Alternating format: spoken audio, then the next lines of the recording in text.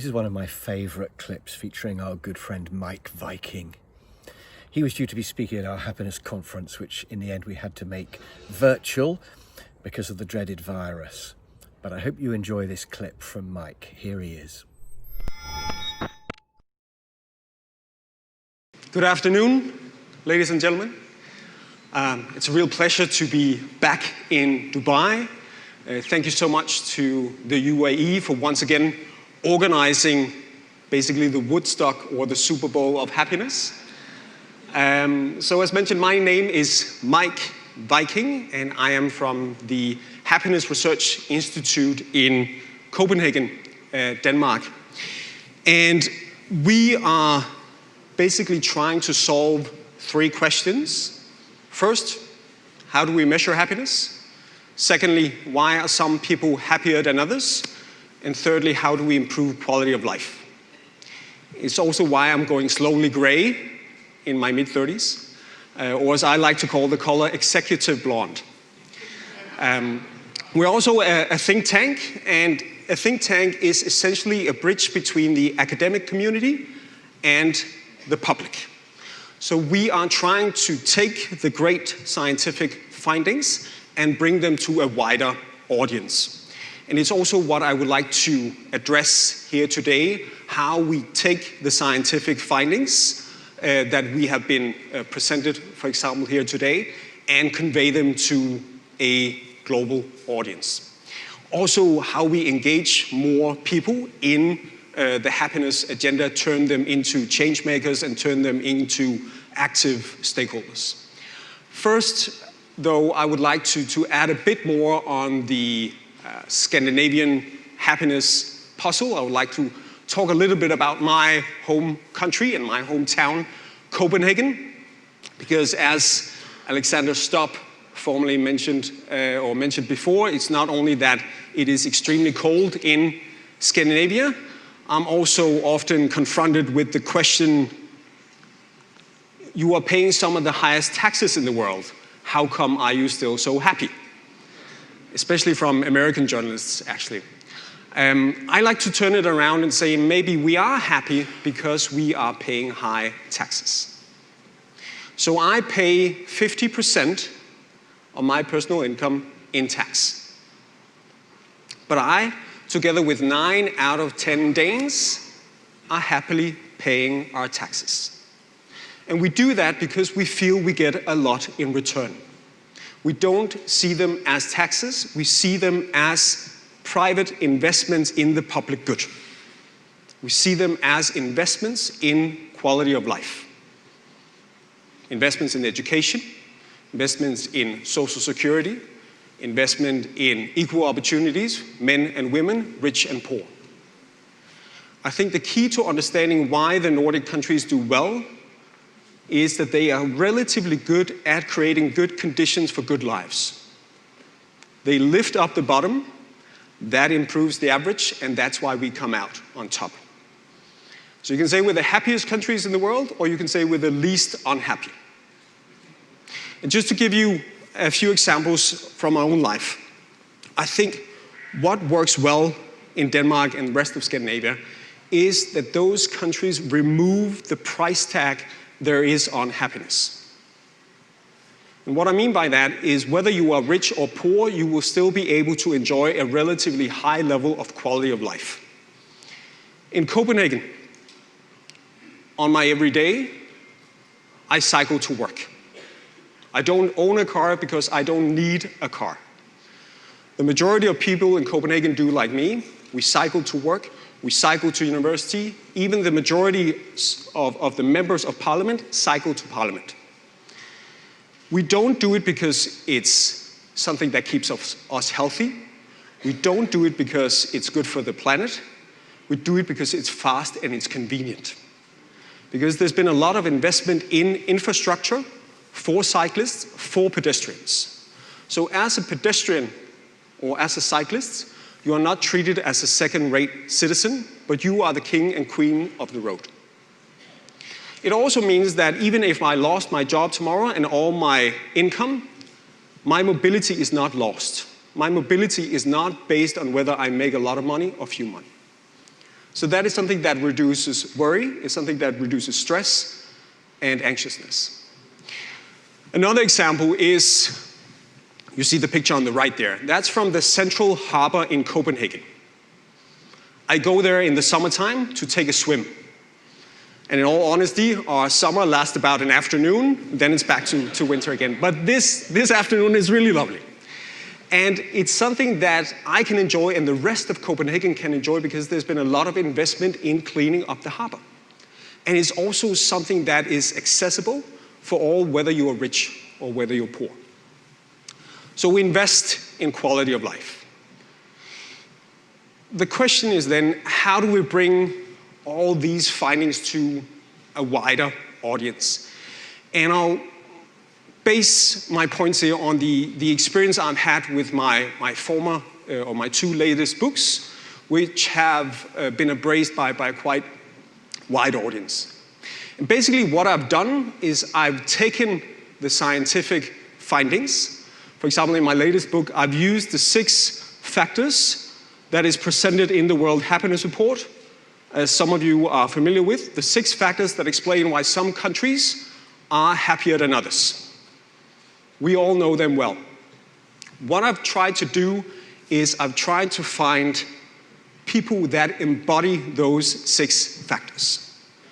Because one thing is the data, which shapes the science, and we've been shown a lot of diagrams here today and a lot of numbers, but the stories spreads the science. And I think that's what we all need to remember more. Find narratives, find people who embody the points we're trying to make, because those are the points that people will remember.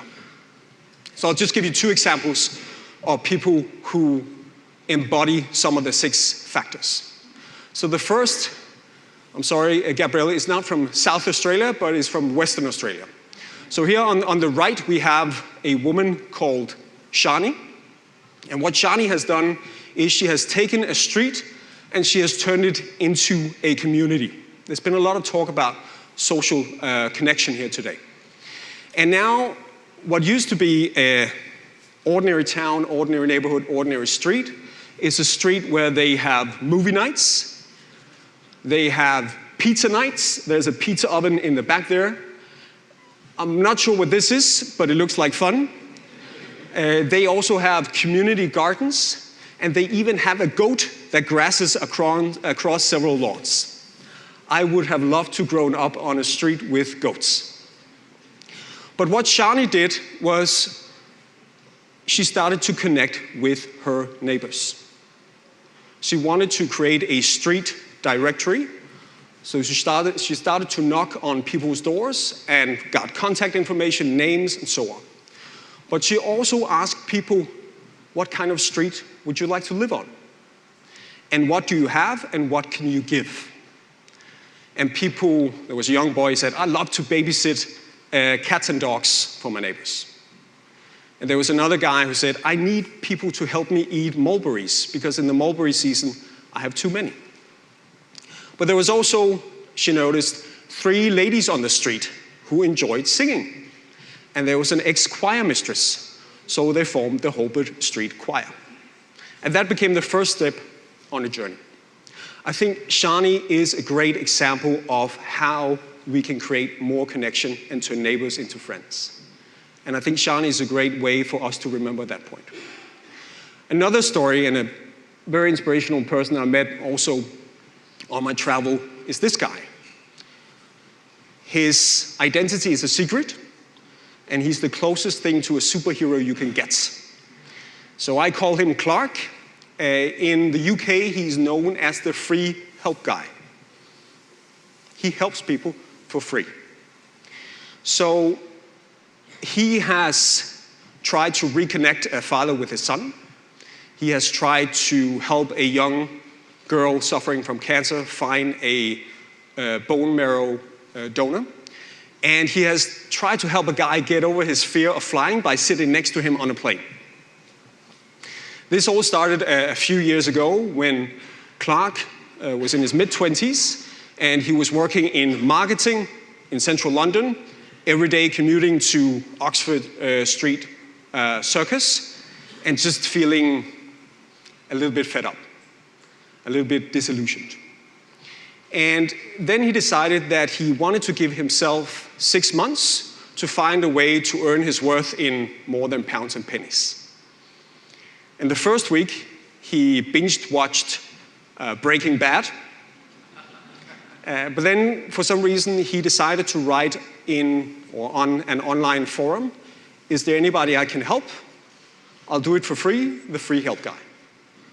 And the first people to respond was a couple, I think they were called Jill and Richard. And they had provided a room, they had a spare room in their house, and they had borrowed that to a homeless person. But now that homeless person had secured a job and moved on. So they needed somebody else to help. And that became the first step in a long journey. Now, he wants to make this project permanent. Because despite the fact that he has helped many, many people, he feels that the one that have benefited the most from this project is himself. I remember he said, "My heart beats in a way that it never has before." I think Shani and Clark are great examples of togetherness and the value of kindness and generosity and helping others, and by that achieving happiness for yourself. So my third point was, how can we also get people more involved in the happiness agenda and turn them into active stakeholders? And I'll tell you what we've done, what I've done with the books, is that I've asked people to become my eyes and ears. I've asked people to spot and tell us about what works in their world, in terms of what improves quality of life, in terms of what improves happiness. And then hashtag it with look for Lykke on social media. And also become champions of change and heroes of happiness. And this week I saw we now have almost 700 people showing us what they have done and what they've seen other people do in terms of improving quality of life. So we see people helping each other. This Janet on the right, she made a bean soup after her grandmother's recipe and gave it to a person in need. So we see people reconnect with nature. I think the left one is from Iceland and the right one is from Russia. We see people biking. As a Dane, that makes me very happy, both in Russia and mid-November, I think, going to work. We see people trying new initiatives in schools. In the book, we talk about the brain brushing exercise from Bhutanese schools, a mindfulness exercise they start and finish their day with. A school tried that. That's on the left. On the right is a game, or a modification of a game I suggested in the book. How many know musical chairs, right? We play music. There's not enough chairs for everybody. When the music stops, we sit down. Those that did not get a chair, get out, right? That's a game that teaches the kids to compete over scarce resources.